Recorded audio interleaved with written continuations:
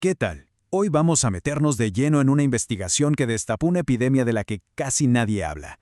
Una que de verdad cambia por completo cómo entendemos la salud, tanto la física como la mental.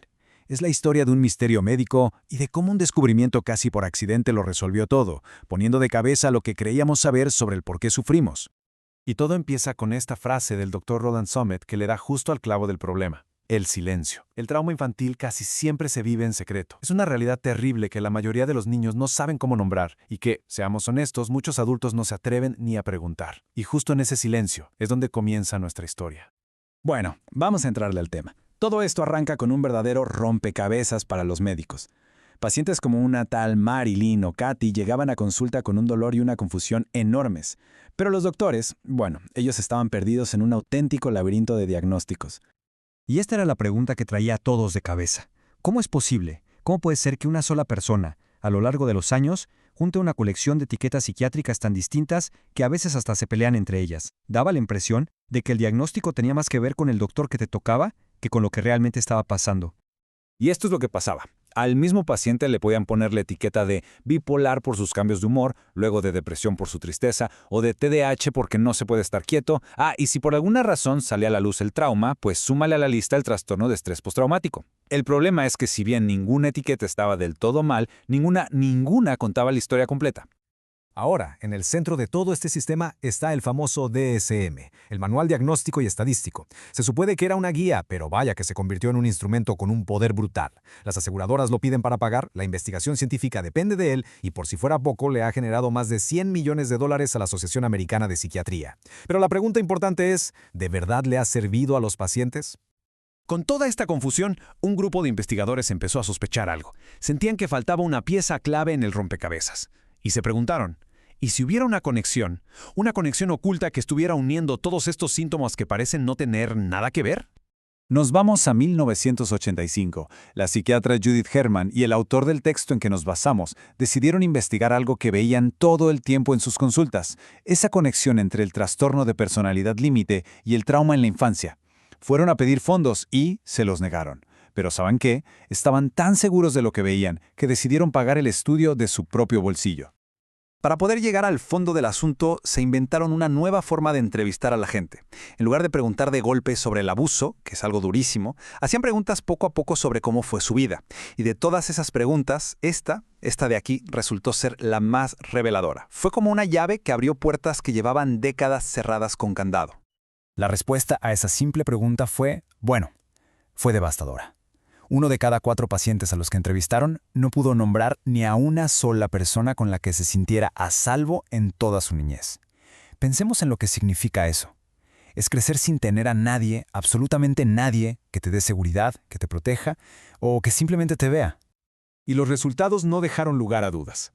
El 81% de los pacientes con trastorno de personalidad límite tenían un historial de abuso o negligencia grave en su infancia. Lo que era una sospecha se convirtió en un hecho comprobado. El trauma no era solo un dato más en su historia, no, era el origen de todo.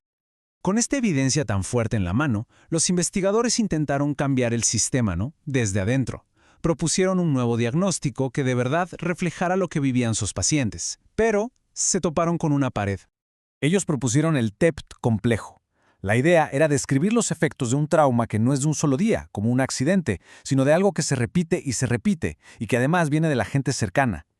El grupo de trabajo del DSM lo aprobó casi por unanimidad, pero, para sorpresa de todos, cuando salió la versión final del manual en 1994, el diagnóstico simplemente había desaparecido, y sin consultarle a nadie. Las consecuencias de esa decisión fueron terribles. Una condición que le pasa a millones de personas, de repente, oficialmente no existía. Y claro, si no hay diagnóstico, pues no hay dinero para investigar ni para crear tratamientos específicos. El sistema, que se supone que está para ayudar, simplemente le cerró la puerta en la cara. Pero la historia no acaba aquí.